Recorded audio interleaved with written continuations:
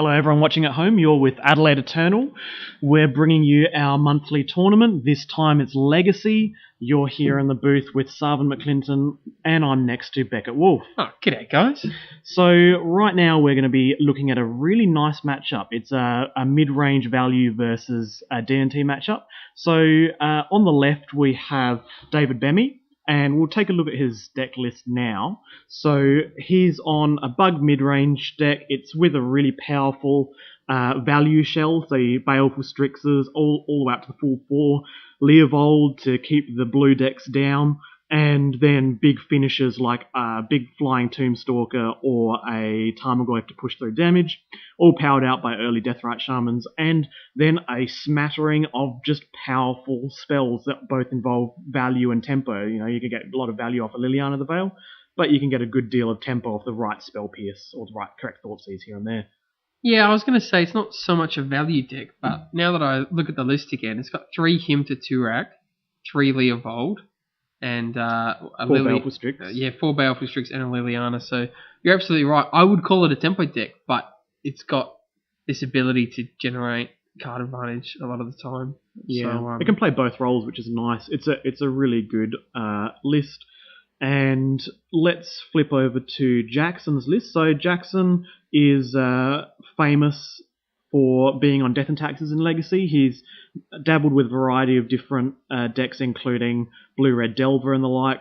But at the end of the day, Jackson is our Legacy aficionado, and he's really, really strong with the Death and Taxes deck in his hands. So this is going to be really interesting to see. For those of you who haven't seen Death and Taxes before, it's really looking at using creatures and creature-based disruption to keep your opponent off stability, and then use those creatures just to leverage advantage gradually in a very tempo-esque fashion whilst holding down your opponent via, say, Thalia or Talia, Guardian of Thraben, to tax those Miracles players. Haha, I'm sure we won't see any Miracles players today.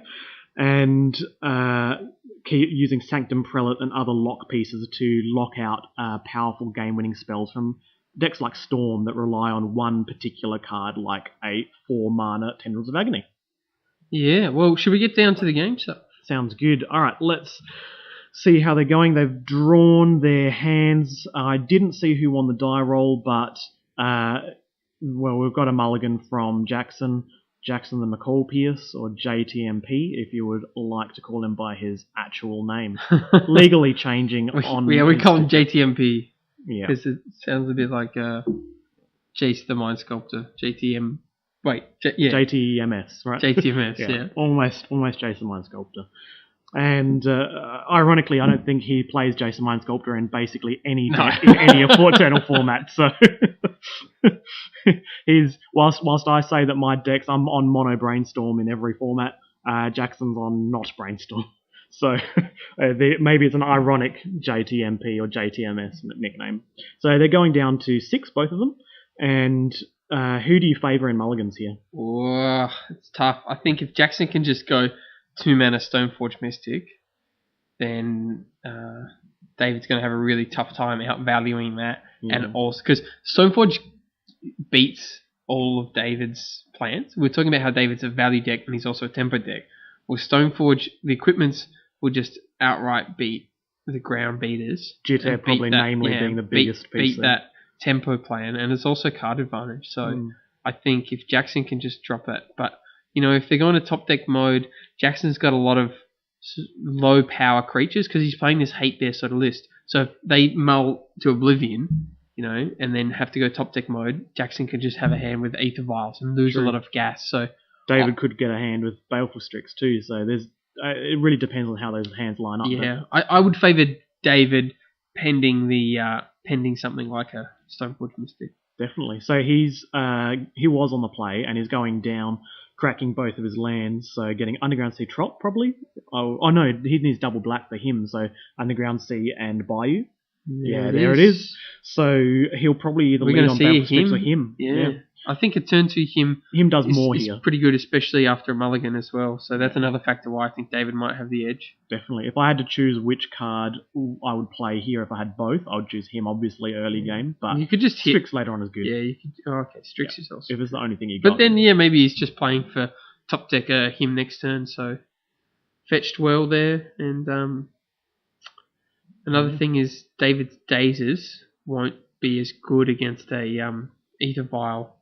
Does he run daze? He doesn't run daze. He doesn't run daze. He's more on that kind of value type plan. Well, he's got 4 force of will though, so 4 force and spell pierces are usually good disruption here and there, but obviously in this matchup, spell pierce doesn't really. I think spell pierce would be coming out. There's Cavern. So Cavern naming, let's see what he names, but here you'd want to name whatever Stoneforge Mystic is, which is a core artificer. So for those at home... How many artificers does he have in the deck, Sal? I think he has 4, I would say. 4 core. 4 core. And if you catch your opponent naming human, because human is obviously the best creature type in Cavern of Souls, here he probably names human because he's playing Aethersworn Canoness. You can counter your opponent's core artificer because, take a look, it looks human, but as much as the core males have tentacles off their chins, core females look very human. So. Yes, they do. And I've gotten Jackson with that one.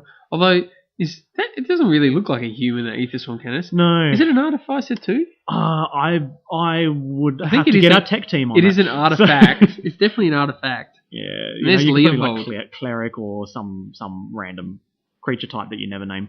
So Leovold is not going to do as much work in this matchup as he's new to the format, so he's a bit untested. He's not that new. I think everyone knows he's good. Yes. There's no doubt about that. We're talking about Leovold, not David. No, David. Just to clarify. But, I mean, whenever I target David with spells, it doesn't make him draw cards. Anything, but we're saying Leovold is new to the format. And but I think it's well established that he's good. How many? I don't know. David's running 3. Seems like a lot. It's a legendary creature, and it's obviously nice being in exactly those bug colours, but maybe that might be a bit difficult to cast, but I think he's really good. I mean, he's good against a lot of Storm and stuff. He won't show his colours in this matchup, but he definitely is a good card. And interesting here that blue, black, green. So. all 3 colours. It's all 3 colours, mate. It's on the card. And there's a jitter. Umezawa's jitter here is big, and that has to be force of will. Absolutely. You definitely pitch essentially 3 cards because you're pitching Baleful Strix as well. You need to make that trade. There's no way you can let jitter run around. And Jitter, you can only learn when you lose to it. It doesn't look that good on the field when if you haven't played Legacy before, you haven't played against Jitter, you might think you can let it resolve. But in a creature-based matchup, you only really learn until you get absolutely demolished by a Jitter. Yeah. And demolish it does. I love it when my opponent I've cast Umezawa's Jitter and they go, oh, can I read the card? And they read the card, and there's like, how is this good? 2 mana to equip. I guess, is it? Is like it's? I mean, you still need to get counters for it to work, and like, yeah, I do need to get counters for it to work. I.e., by playing Magic the Gathering, you can turn on this amazing card. So we have David swinging for 4. He's just getting in a little bit of beats here. And who's more aggressive, do you think, so? Well, I think in this matchup, bizarrely, JTMP is going to be playing the control role in effect. If he had resolved the Umezawa's Jitter, he would essentially be the control deck in this matchup, which is bizarre. It's the non-blue deck. But with Mother of Runes around, it's going to make David's life a living hell, really, because he can block Leovold all day and got to peck in with the Baleful Strix, but that Strix could easily be dealt with. So speaking of amount of Leovolds in the deck and what is correct, on Jackson's side, I don't know. I haven't studied Death and Taxes lists, but he's actually got a bunch of Recruiter of the Guard and Flicker Wisps in the deck. Oh yes, and you can get a lot of value out of that because the Flicker Wisp will flicker, funnily enough, any permanent, and Recruiter of the Guard lets you search. So it's just a classic ETB effect, and it lets you search for the Flicker Wisps, so you can sort of cycle them and keep searching out your Flicker Wisps. So Jackson can actually get a lot of value out of that, and I think the 3/1 flyer will be good against a Leovold as well, and maybe not good against the Strixes, but if he's just got a swarm of them. So I'd be excited to see if Jackson can get that little engine running it in this match. Absolutely. So here comes Abrupt Decay. David leveling it on the Ether Vial, mainly because he was trying to bait out Mother of Runes, blocking Leovold and tapping itself to activate to give itself protection from a certain colour. It feels gross. I don't really like Abrupt Decaying Ether Vials, especially if there's two of them out. Yeah. Ether Vial really hurts the hand. I think it's a really powerful spell.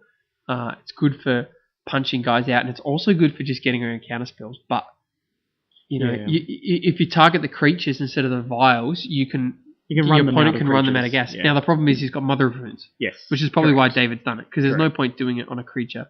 But I don't know, maybe I'd be a bit more patient, and because Jackson's only got, I think, 2 cards in hand, so You're not really slowing him down too much. As you say, Jackson's going to be playing control, so Jackson has got the time. If you keep swinging in for 4 damage with your guys, eventually he's going to have to block with a creature and tap Mother of Runes to give it protection, that's the point where you throw it away. That's right, and if you had push as well anyway, So this is pretty rough. Fatal Push, targeting Stoneforge Mystic, not Stoneforge Mystic, Thalia, in order to get the Mother of Runes tapped, so that you can then eventually use another removal spell on Mother of Runes. Yeah. It's Mother of Runes is so good in creature. So unless matchups. David's got a third removal spell now to kill the mum or to kill a creature, I got to imagine that push was a misplay. No, I think he's playing into baiting. Is he just Jackson trying to go aggro? Not tap for Mother of Runes, so that. Yeah. Did he just want to tap mum for a turn? But if you just wanted to tap mum for a turn, then you wonder just keep why. Bashing. Yeah, you just keep bashing and then keep the Fatal Push in hand, ready to target Mother of Runes when it taps. The other thing is he can only play 1 spell a turn. So it's relevant. So to get the mum tap, he has to do one of them end of turn and then the next one in his upkeep. Very true. It is in his main phase. So it's actually relevant. And then he's not playing gas. So. But he's got the board advantage here. He's been bashing in for 4 damage each turn. And JATMP has been very, very patient, not needing to block with Mother of Runes or the Canonist. Well, before I knock on David's play again too much, I will also just note that Jackson doesn't have any white. So he's got that naming human, but especially after this Wasteland, there's no white. So if there's a bunch of Swords to Plowshares that Jackson has in his hand, which he does run mainboard, I believe. Oh, well, here we go, hinging on the Ether Vial. Yeah, I mean, this is his only white source. Yeah, very true.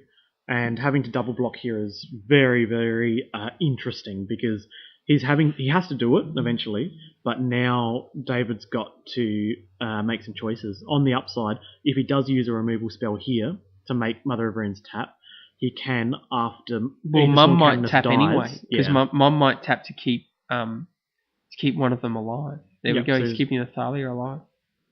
And so ends up dealing damage to Aethersworn Canonist. And the first strike on Thalia is the reason why it doesn't die. Is that correct? It didn't die because protection. It got Mum. Yeah. But here's the double Leovold. So Jackson had to lose some resources solely to block Leovold, and now but it's not the end of the world. I mean, no, he's got Thalia and Mum. So we can just chump for ages. I mean, the Strix is the only damage that's on the board right now. But he's up to 3 counters on Ether Vial, which is Flicker Wisp zone. And Flicker Wisp is, it's one of these things that gives you really sweet plays. It's also Recruiter zone, which is really nice to just chain some recruiters. Eventually, he'll be able to kill this Baleful Strix. The Flicker Wisp is another reason that the Vials are a lot better. I really hate Vial personally. I think it's a great spell. I don't like playing it myself, but Jesus, good in Death and Taxes when you've got a Flicker Wisp. If you want to kill Ether Vial, here we go. This is forcing the action. Here comes Mirren Crusader. This is an amazing card in this matchup. It's pretty much good. A 2/2 double strike with protection from green, protection from black. So it basically says protection from David Bemi's deck. Have you ever lost to Mirren Crusader equipped to Jitty Salve? I have not had the displeasure of losing to that, but I have lost to Mirren Crusader with Sword of Fire and Ice on it, which actually technically gives it protection from every colour in the game except white. Yeah. Damn. Double strikes, triggers twice, draws 2 cards, pings for 4 damage. It's crazy. Yeah, now with this Mum Chump combo and the Mirren Crusader, Jackson's on the aggro. Yeah, this is very surprising. Jackson's played this really tightly to actually be able to tempo out his opponent, who was actually on 16 only a couple of short turns ago, and it was looking quite grim for him. But I'd be really interested to see how this game would have gone if David had just been a bit more patient with those pushes and decays and tried to see if he could get the mum. Yeah, it's always tricky playing Ethersaw counters, but he did what he could, keeping the push and keeping the 2 abrupt decays he's used as removal spells solely for creatures to eventually tap out mum could have been a route to victory. At this point, though, if mum gets killed, she's done at work. Yeah, absolutely. And Jackson can just go back to that defense. And I think he could even race even if mum got pushed at this point. Well, here, after the 3 removal spells, now David doesn't have the gas. So we're moving on to game 2 here. That was really tightly played.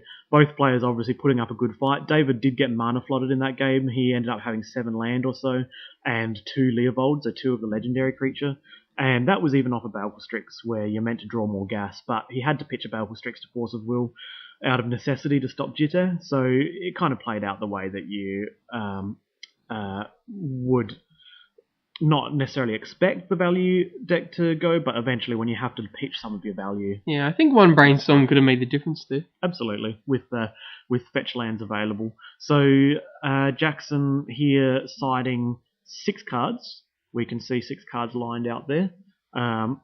And after sideboard, who do you say is favoured? I mean, are there any Dread of Knights? That's the big question. I think David's got a better game sideboard. He does have 1 Dread of Knight in the sideboard. He's also got a Null Rod. I don't mind Null Rod. It switches off those equipments, which turns off about 7 cards in his deck. It's a good way. It's a good way to. Really tough for David to beat those equipments well. So I think he needs something. Golgari Charm is gas here. Golgari Charm, yeah. -1/-1 is basically the best way to deal with Mother of Runes, whilst also killing a couple of things like Flicker Wisps and Recruiters, and those. It's really, really good. So I think David probably wants to take his Spell Pierces out. He might be like, oh well, I could hit a Vial, but again, I think playing around Vial's always going to be tough. I think he wants to put a push in. He wants to put in a Dread of Night. He wants to put in the Charms and maybe even a Pything Needle, because Pything Needle can name the Mother of Runes, and it can also name Rishadan Ports. It can name Ether Vial. I mean, Vial, you probably want to pith Sword. You generally Giddy. don't want to pith blind with the needle.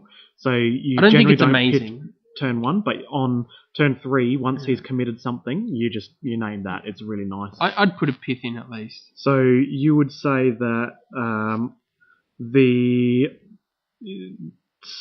So Spell Pierce can pierce off into the sideboard, and you would push a Fatal Push into the main deck. I would be pushing that in, yeah. Alright, let's go over to Jackson's sideboard. So he's got there's Path to Exile. Yes. Path to Exile, more removal spells against 4/5 Tarmogoyfs, and all of this is pretty nice. Just make sure that you don't, trigger the Leovold too much. Blessed Alliance as well is removal that doesn't target, which it still targets the player. I was about to say it's good against Leovold because Leovold. It's not. It's hard to get around that Leovold, isn't it? Leovold will trigger if you target the player or the creature. Yeah, so it triggers off things like Thoughtseize. Blessed Alliance. The last time I talked to JTMP, he was saying that he primarily brings in Blessed Alliance for the burn matchup. He's really, really keen on using that, and once he casts that, and what do you call it? What's it when you discard cards to it? Escalate it. I think you don't discard. You pay extra. Pay extra, yeah. So when you escalate the situation with Blessed Alliance, it's pretty hard for red decks to actually catch up from there. It's really you really win. good. You win the race. Council's Judgment is a way to kill Leovold without targeting, and it's a good catch-all. It might be a bit pricey. Yes. But I wouldn't be so surprised if Jackson brought it in. I don't think it's amazing. I don't think it's terrible.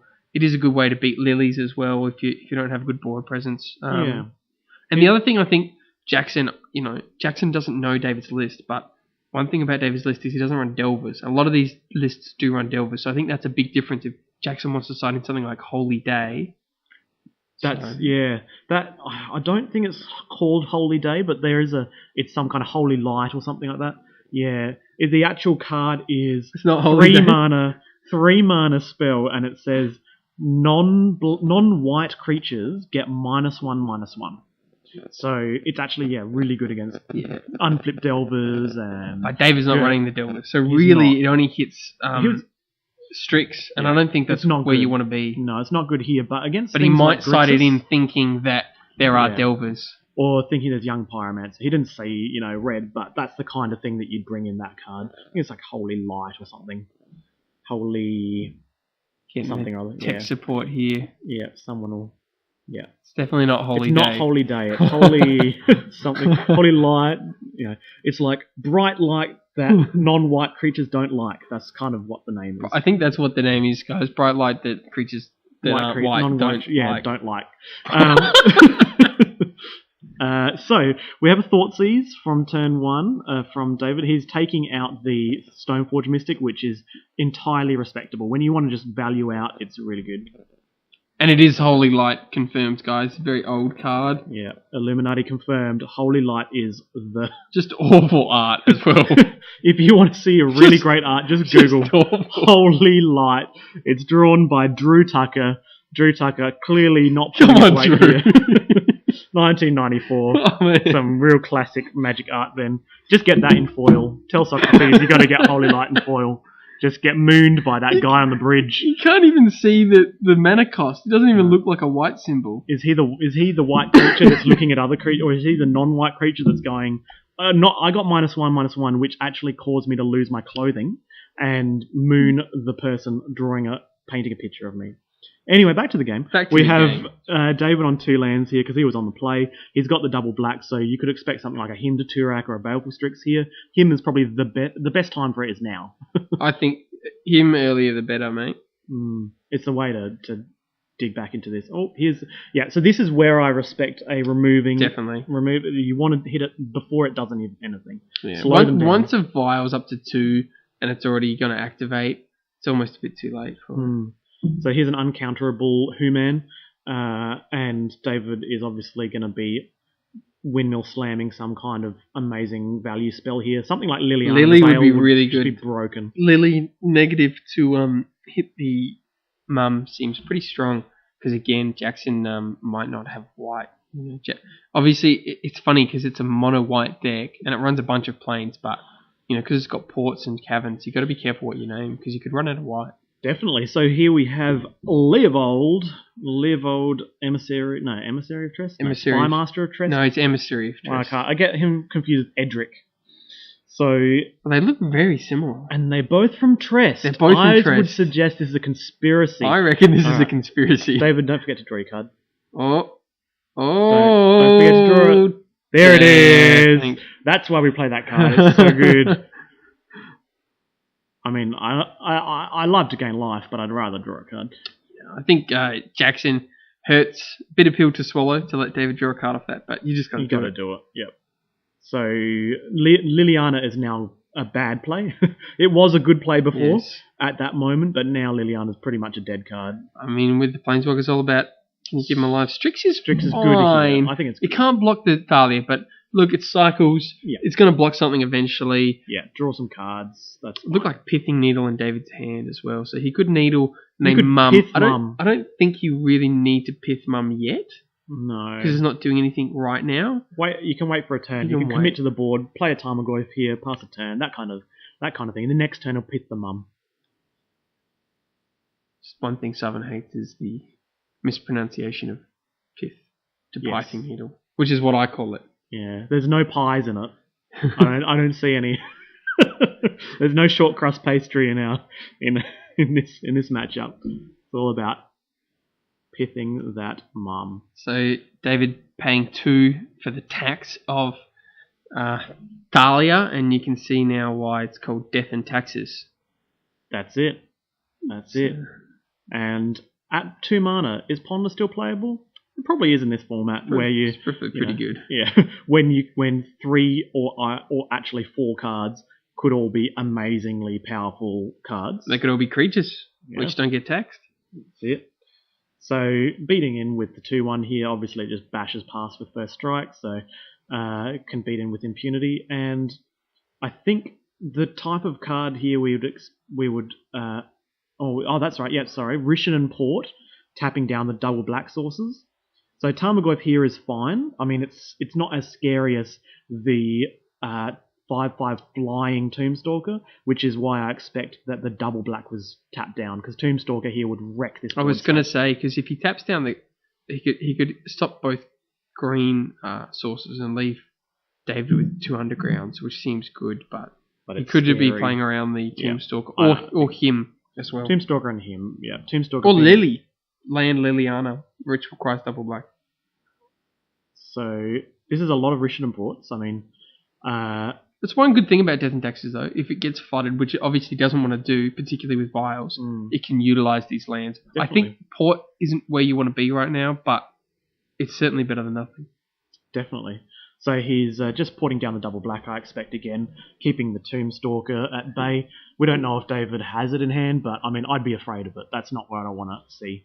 Deathrat Shaman is really good here. That's what I want to see. Really, really good. It's really good at racing against creature decks, because obviously especially when gaining the life. board gets gummed up like this with a mum. So if there's a lot of mum block, take 1. Mum gumming up the board. Mum gum, then you want the Sham. Then.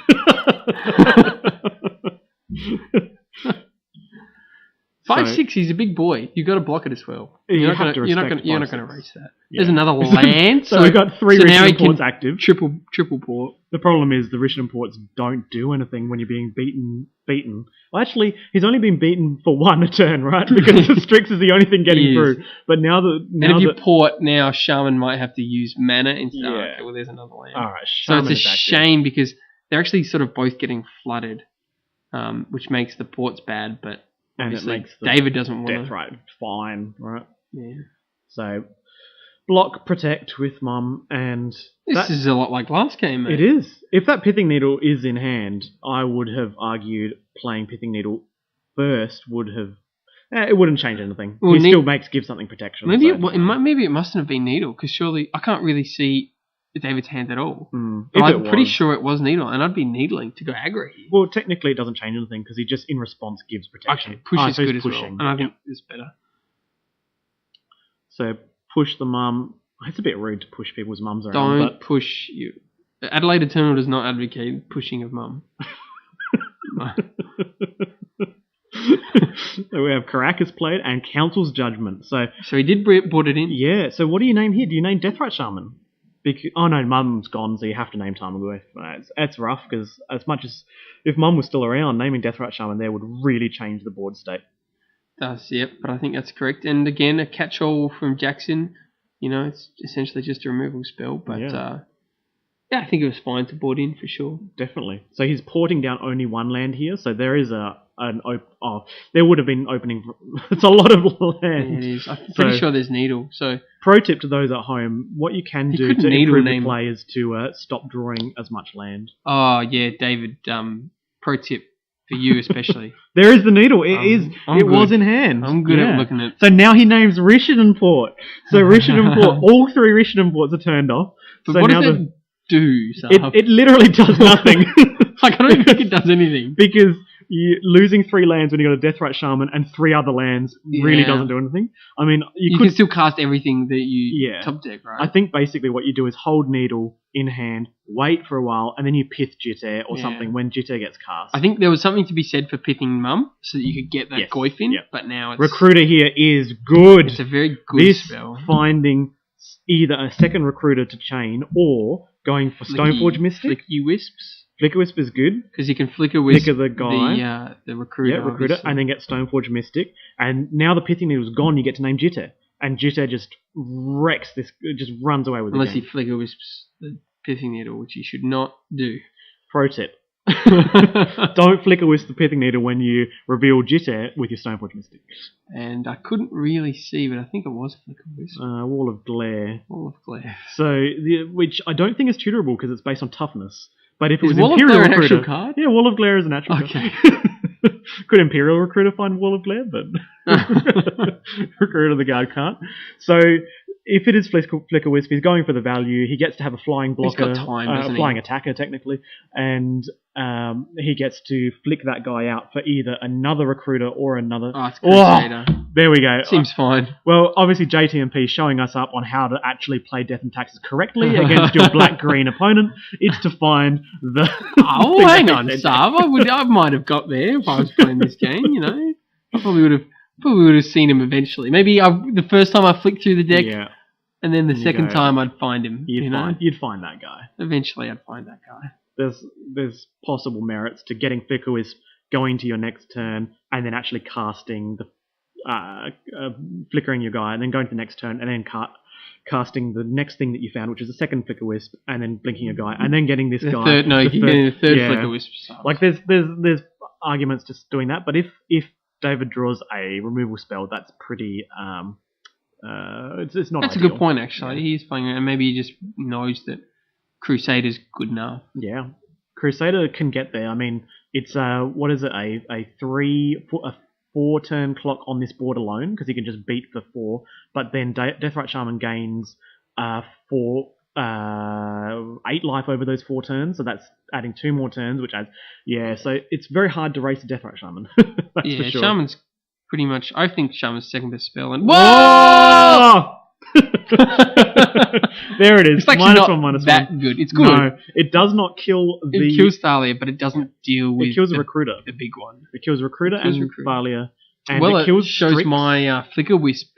Yeah. My Flicker Wisp plan. I definitely would have tanked Strix this though, game. Right? Kill Strix there, right? Ooh. It's all creatures -1/-1. Oh, here we go. Oh, I'm almost certain that Baleful Strix also dies, but just in case they've. Yeah, it's all creatures -1/-1. All right, so that Baleful Strix is obviously gone. Let's just assume that. Let's see if that changes the race at all. So reading cards is obviously one of the. It's a great. Every play. time your opponent wrecks you, I pick up check. that card. I'm like, does it really wreck me? And 99% of the time it does, but sometimes you're wrong. Sometimes you keep you get to get a little bit of value. Like, and is that Spirit of the Labyrinth? So I think he's just drawn an extra card off the Strix. You can't draw the card. Let's put that card back. We're obviously a community event here, and he hasn't shuffled his card into his hand, so it should be perfectly fine to simply place the card back onto the deck. 1/1 Death Touch seems good though. Yeah. Do you think playing it there is correct? I mean, you still got a Strix to block. You're never going to race, so there's no point keeping it up to would block not this. play it there. I'm afraid. Maybe just wait for. Yeah, you wait for. I mean, he's got what 3 Golgari Charm in his deck or something. I mean, there's even an argument to say holding the Golgari Charm because Thalia's not doing much, and then eventually Golgari Charming twice just to kill your 2/2 double strike. But let's see. Swords to Plowshare is the blocker. So now this way he gets to bash face an extra more. 3 in. Yeah. So Jackson's going aggro rather than value, and I guess he doesn't have because he's cards racing in Shaman, right? He's a racing Shaman. Racing Shaman's always difficult. He just speeds to that Shaman. But he is empty-handed, so let's. I can't tell if David's empty-handed. I'm pretty sure he is. I think they're both empty-handed, so that Baleful Strix card draw card is actually going to be drawn now properly. The Baleful Strix on the board that should actually be dead. Let's hope that 1 damage doesn't make a difference in the game, because then at least we can say that the misplay wasn't actually relevant. You got to read cards, and I don't think it was intentional from David, but you will play against players who do that intentionally, and it's often the time when you have Golgari Charm in. It's a sideboard card.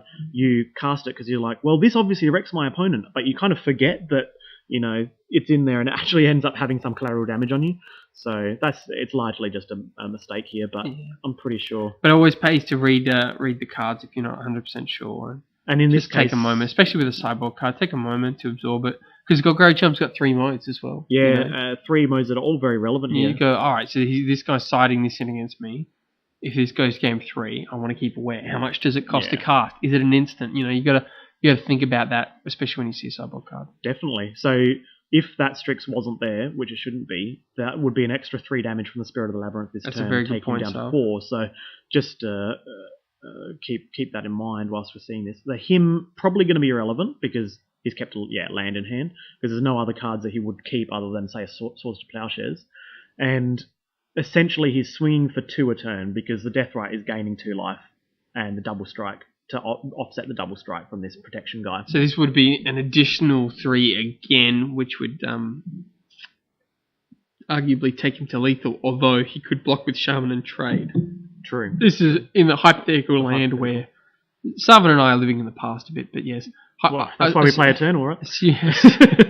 Assuming Strix is gone, and I think Strix will definitely make a big difference now. Definitely. So getting to blink his own guy here is perfectly fine because obviously he's just giving it vigilance, but the Deathrite Shaman very rarely attacks. Oh, here we go. Let's see if it happens again. Let's see if it happens again. He hasn't hit the streak, so that's twice. I have to say though that in the face of the Golgari charm killing everything, that Baleful Strix is a survivor. He has in the aftermath of 2 Golgari charms, he's a powerful creature. He goes, I'm a 0/0, but state-based effects, they have no hold over me. And exile your graveyard, out comes a 5/5 flying Tombstalker. Now, this race would be relevant because obviously the 2/2 double striker would be swinging in again, and it would be lethal now at this point. Yes, it would be. So, it's tough. That's a shame for Jackson. But can he still do it? I mean, 4 damage, he goes down to... Yeah, David will go down to 1 after swing, and then Dave can actually drain instead of gain. He probably wants to crack that fetch land, though. It's actually an awkward situation there because he didn't get to gain 2 life on that turn. Because he did not. Yeah, maybe he should have cracked first. He cracked before damage. Cracked before get a green source. Get a green source. The other alternative is he might not actually have another green source in the deck. Because if you see there's actually 2 Bayou and 1 Trop, does he have an additional Trop in the deck? Well, he's actually got... He does not have any other green sources. But he could have fetched underground, used the underground on his main to phase. Cast the Tombstalker. Definitely. And keep a green source open. So the Deathrite Shaman there gaining a bit more life. So he went to 5, is that? I don't think that's right, because that he should be on 3, 1. Right? Yes. So he was on 1, so he ends up gaining 2, goes to 3, and bashes in for 6. So I believe David's life total was actually 3 here, because he was on 1. Which definitely makes the difference, wow. Yeah, absolutely. There you go, so Jackson probably should have got that one out. Well, technically it's on both of them because look, they have what to it is. I maintain mean, state-based effects. if you played this in a tournament, then that's the result. The result's still going to be game to David. So yeah, definitely. So very, very well played by Jackson in terms of being able to switch gears. At one point he was a control deck, then he had to switch gears and become an aggro deck, and he had to know exactly what to tutor out, and in this case he knew that tutoring out the protection from green and black guy is basically a true name nemesis. His opponent can't answer that card. So it was well played, even if it was not correctly played. It was not correctly played, but it was the decisions were good. Yeah. So now I believe they're not sideboarding again, so obviously their configuration doesn't change. But now that Jackson knows his opponent is on multiple Golgari charms, does it change the way that you play the game? Is it possible that you end up not running out the Mother of Runes as often to get 3 for 1? Is it possible that you don't play Recruiter of the Guard and search for another Flicker Wisp getting another 1 toughness creature when you could search for, say, a Stoneforger Mystic getting a 1/2? Does your play change when you know you're facing Golgari Charm? Yeah, I mean, it's the classic, how much do you need to overload the board to play against a sweeper? And it sort of is a sweeper. I think it makes Vile a lot better because you don't have to commit to the board. And I think it makes Sword and Jitty, the equipment's a lot better because the Jitty, assuming it doesn't, equip to Athalia, can get counters to pump +2/+2 in response to a Golgari charm, and obviously the sword will get those 1/1s out of range. And even if you're not putting on a 1/1, I think the swords are good now because, well, you've got this -1/-1 against a Mirror Crusader on a sword. It looks pretty silly. So I think, Vile and equipments are looking a lot better in Jackson's deck now. Definitely. And is that a sword on the right? I see a Sophie, so Sword of Fire and Ice on the right. Just like your very own car or other vehicle when you give them a lady's name, or your gun, or whatever floats your boat. Sword of Fire and Ice. Her name is Sophie. She's a good one. Yeah. Does Jackson run Batterskull on his list? Batterskull, I would assume so. The Batterskull Stoneforge package is pretty much a default, but I do wonder whether people have changed from that in the wake of Miracles.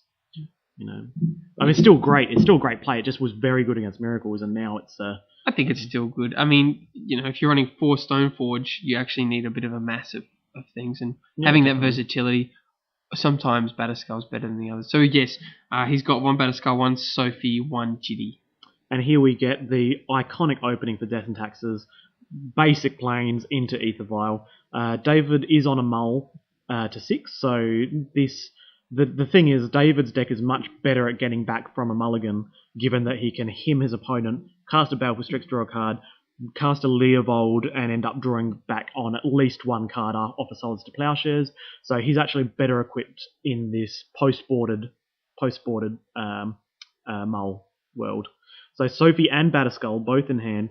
There's a 3/3 Vigilant flyer that can't get cast on, and he takes the Rest in Peace. Okay. So I wouldn't have thought that. Really, really interesting.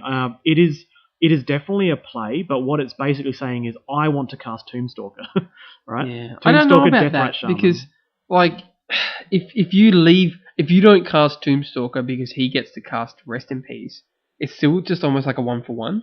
And the other issue is, though, he might have a Tarmogoyf in hand. So That's Tarmogoyf Deathrite Shaman is... Alright, so if your opponent brainstorms with active fetch on turn 2, it means their hand is horrible. Their hand has to be very, very bad. So I assume here that he's put away 2 horrible cards, shuffled them away, getting a trop, and then casting Deathrite Shaman because his hand is now very good. I would assume that as well. And yeah, you're right. Rest in Peace seems really good against... Well, it shuts off at least 10 cards, right? 2 Tombstalkers, 4 Tarmogoyfs, and 4 Deathrite Shaman. So obviously his hand is a heavy, Tarmogoyf or a Deathrite Shaman game plan hand. Yeah, there it is. There's a Deathrite Shaman. Psychic plays when people brainstorm. I think I know what you want to do, right? There's another Rest in Peace in Jackson's sideboard. Not sure if he started in. I assume he must have. So yeah, he's got another chance to because Rest in Peace is on enter. It exiles everything. So he can actually top deck that to just kill a Goyf, right? There is definitely a world. There is definitely a world in which you allow Rest in Peace to resolve because it stops your opponent playing Thalia turn 2, and then you cast a Golgari Charm to destroy the enchantment. There's a world in which this happens. I don't know whether that's a correct play because obviously the game state will change very, very dramatically from turn to turn. So yeah, he was on a Deathrite Shaman Tarmogoyf hand. But I mean, if he was on a Deathrite Shaman Tarmogoyf hand, he wouldn't have brainstormed. So this is another world in which we live in. Your hand was either already good, and if your hand was already good, then you ended up taking the Rest in Peace, so you wouldn't cast Brainstorm. But if you cast Brainstorm, it meant your hand was bad, in which case Rest in Peace doesn't do anything to you, so you let the Rest in Peace get cast on turn 2. Or you just assume that you can't be Rest in Peace, which you can, but it makes it hard. I mean, he's got 3 Golgari Charms, he can be Rest in Peace.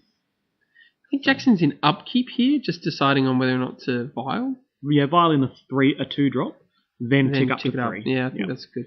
Yeah, so this way he ends up pressuring because he gets to play a 3/3 Vigilant flyer, which normally couldn't be played until turn 4, I think it is. Is that how it works? It can't be played in the first 3 turns of the game or something like that.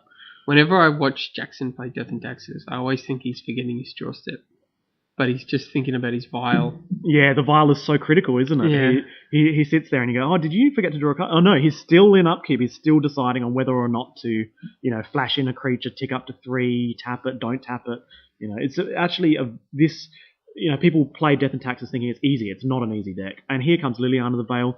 It's not as good here as it normally would be because it gets killed the following turn because he sacrifices a dude and then unless it gets David's beat. got bad cards in hand. But yeah, he's going for the sack, which is fine. I mean, it's a 1-for-1. Yeah, definitely. Thalia's done her work now that his opponent is on 4 lands, 5 lands including Deathrite Shaman. So Thalia goes away, and the Vigilant 3/3 gets to stick around. I was talking to Jackson about Path to Exile, and I noticed he's got a Ghost Quarter there. And obviously Ghost Quarter can hit a bunch of really good lands, especially against the lands deck, which is a tough matchup for Death and Taxes. But an interesting thing in Legacy is it doesn't run that many basics, and if you Path, often it's actually better than Swords to Plowshares because they actually don't have any land to fetch up at all. The ideal matchup is against Grixis Delver. Against Grixis Delver, Ghost Quarters are basically wastelands, and Swords to Plowshares are basically... Path to Exile is basically Swords to Plowshares with no life gain, so they can't tempo. But David doesn't run any basics, so that is just a strip mine. Yep, beautiful strip mine. I'm pretty sure Ghost Quarter doesn't have to hit non-basic. It's any land. Any land. So really good. That's a strip mine. It's also useful. You can Ghost Quarter your own land and get a basic plains out if you didn't have double white to cast something that has double white. So here's a Tombstalker. Yeah, if that was your hand. But then again, if your hand was Deathrite Shaman, Tarmogoyf, Tombstalker, and you're getting rid of Rest in Peace, then you don't brainstorm there. So it's a good point. Yeah, but this is all. Maybe he just brainstormed to fill that graveyard up for the Stalker and to get rid of. You could still have like these three critters brainstorm land. No, it doesn't. People love to throw brainstorms away, especially when they're on mulligans. No, brainstorm doesn't fix your hand after a mulligan. you just wait. So eternally patient. Yes, possibly too patient. And patient in Eternal. So here we go. We get the Flicker Wisp. And this is a nice play from Death and Taxes when you do it on their end step, so that the end step trigger doesn't happen until your turn. So it actually blinks out a creature so it can't block. Sorry, he's going to get in for 6. Yeah. Sophie trigger is huge here. It's not bad. Fly over, Vigilant 3. I was about to say he's still in a bit of a pickle, but I think that's a big boy. I mean, how big's Tombstone? 5/5. Yeah. So do you not swing with the Flicker Wisp here, though? I think so, yeah. I mean, that's another 3 in the air. I think that's a possible miss. However, he might be keeping it back to block. I was about to say that you're not really going to block with Flicker Wisp, though. No. Because I'd be happy he can pass the equipment over to Flicker Wisp and then block the 5/5. I'd be happy to block the 5/5 with your other 5/5. With my Sarah Angel. Yeah. And then equip to Flicker Wisp and then bash again. So then in that case, I would swing for 3. Yeah. Yeah. Well, this is a big one. Oh, that's even more reason to swing, right? Because you definitely, unless you want a double block, get 3 extra damage in. But then you could also move the equipment over to the Flicker Wisp, so that you have to abrupt decay the Flicker Wisp, and you keep a Vigilant 3/3. Yeah, I don't really like double block here because no. Yeah, you just sort of lose all, especially now. But if your opponent plays Baleful Strix before attacking, then you double block, right? Because you know that they don't have a removal spell to blow you out. But yeah, I'm not saying double block's correct. We also don't really want to swing your flies into the Strix. Yeah. How big's the Goyf? I guess that's what they're counting now. Definitely 4 artifact, 5, enchantment, probably? Creature, instant, sorcery. Wow, I count 5. That's big. 5/5 then. Instant creature, artifact, enchantment, sorcery. Yeah, 5, 6. So it's all down to what you get to flick in from this. Another play was why Abrupt Decay main phase 1. Why not swing? If you're always playing to swing, why play Strix? Why not swing? Play nothing and attack. Let Jackson go, I'm going to block your 5/5 with my 5, and then blow the equipment and then you just get a free kill. Same with the Goyf, because now the artifact's in there and instant, suddenly the Goyf is too bigger. So he could have misplayed it, blocked Flicker Wisp on Goyf and blocked Tombstalker with the Sarah Angel and just got absolutely blown out. For those at home, basically that's based on the rationale that if you can do anything to reduce the amount of information, reduce the amount of information your opponent gets at the same time as presenting the opportunity for them to misplay, and I think it's then about you do it. Thinking in advance and being like, well, in the scenario that I Abrupt Decay this, I am going to swing. So I might as well swing first, wait for blockers, make the incorrect choice. And it's beautiful with Abrupt Decay, because you know it's not going to get countered as well. Yes. And obviously against the Death and Taxes list. Definitely. So this is really interesting here, obviously. What is Jackson's out here? Rest in Peace is pretty good here. I think Jitty's not bad. Jitter is probably a really good way to get back in the game. Because you could Jitty and then equip swing. So here's a Baleful Strix block. So obviously he was prepared for this. and this way he keeps his 3/1 to block. Recruiter. Okay.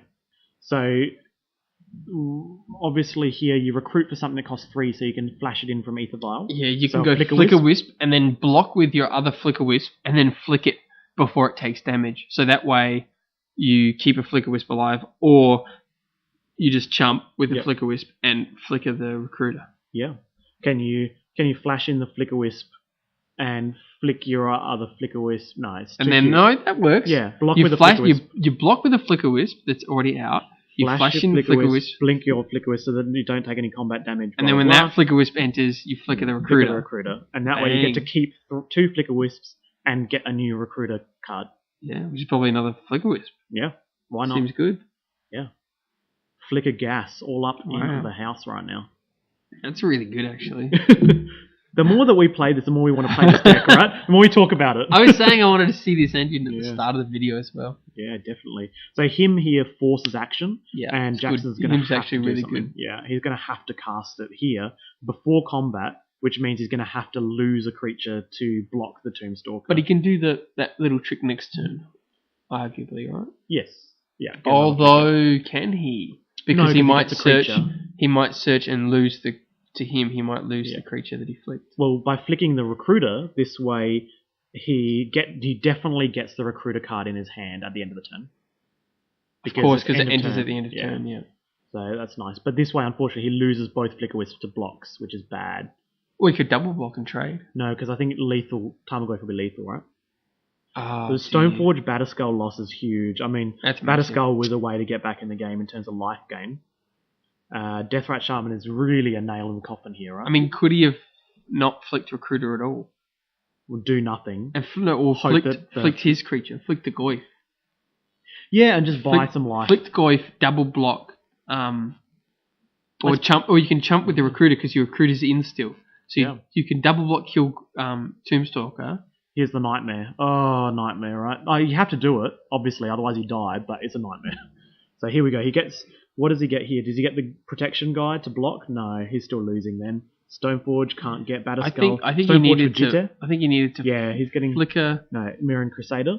He needed to flicker the Tombstalker, chump with Recruiter, or flicker Goyf and double block and kill. True, but he doesn't get to tutor, right? He doesn't get to tutor, but he doesn't lose 2 Flicker Wisps. Yes. And if he does lose 2 Flicker Wisps, it's because he gets to chump. Yeah, very true. So he's got the Mirren Crusader in hand with the wobbly inner sleeve on it. It's a real wobbly one. That's good.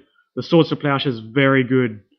So this is really going to screw up David's plan here because now he doesn't have a flying attacker. However, David has Deathrite Shaman. Deathrite Shaman just pings for 2 each turn, and that's huge. Waste, I don't think is bad here but I think he actually wants to run out that. And he's got Ghost Quarter. Oh, he's got Port. Rishka Port. So next turn he can Ghost and Port.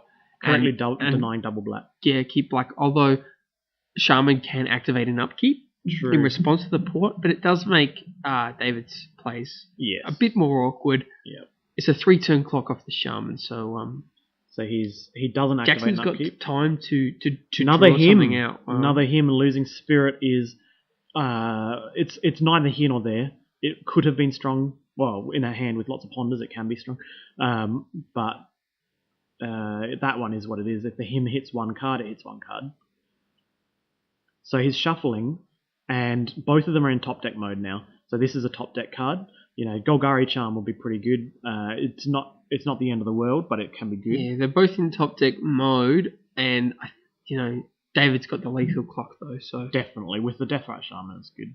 But it's slow. Jackson's got time to buy, and I think if I remember from the tournament, they were getting 51.5 minutes here. So yeah, that's right. They were getting pretty close to time. They might even be on turns, but I'm not sure. Yeah, not just yet. They're currently at 52 minutes, I think. But it was look at that Revoker. Right, that'll do it. But they had extra time for setting up in the feature match, so they're getting close to turns. So Revoker naming Deathrite Shaman clearly, and Ghost Quarter in upkeep. So he's done it in upkeep because Jackson doesn't know that there's no basics. Oh no! Oh no. Brainstorm. And he's Ghost courted the Underground Sea, and then in response, David brainstorms and is going to end up drawing 2 of these cards on his turn. Well, he gets a shuffle. So he gets the best card out of these, right? And then he shuffles and then he draws. So they're on turn 1. All right. Yeah, so he chooses not to shuffle. Alright, of course. If he likes what he's got, he knows he doesn't want basics. Shaman can still not a fan of that. Chump, so... Or Goyf doesn't do much. No. Goyf stops you swing with Mirror Crusader. Yes.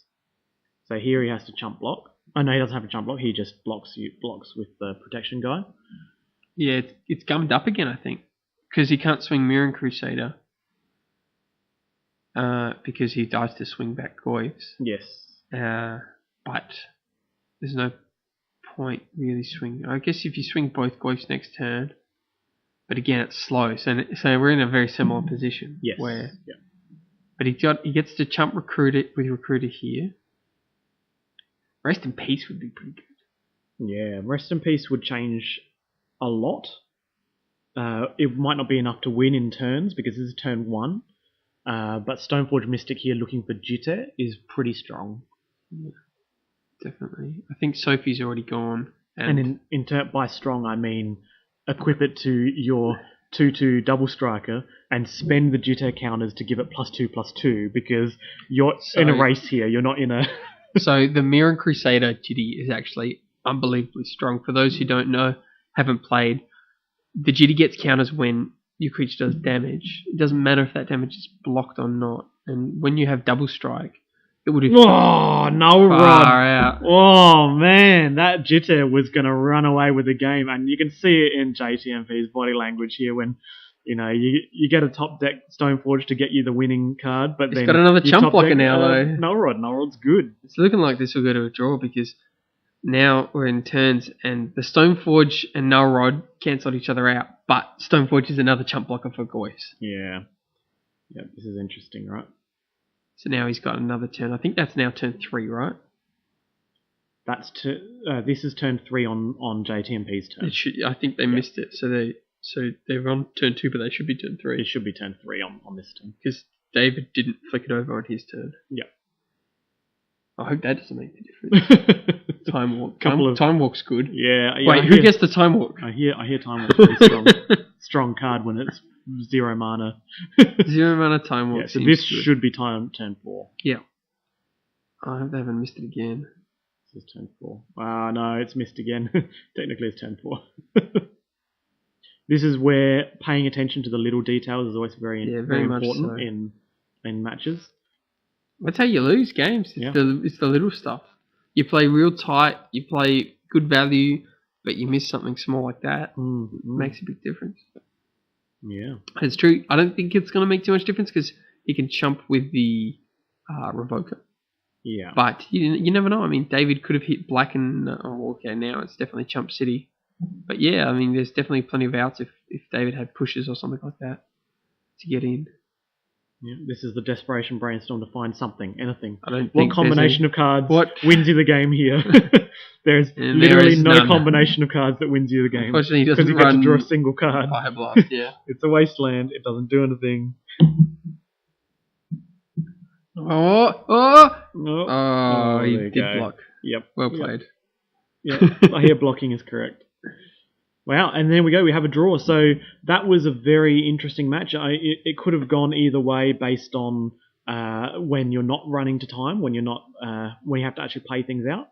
So that's another point with a few of those misplays. Maybe they were pressured by the time constraint as well. Yeah, so you just do things like suboptimal brainstorms because you don't want to lose to time. You need to find something in the next X turns because you'll lose otherwise. Dread of Night did not come in. Dread of Night, to those at home, is if you ever want to make JTMP cry, just name Dread of Night. So thanks everyone for watching. We're Adelaide Eternal, and we'll be back with round 2. See you then, guys.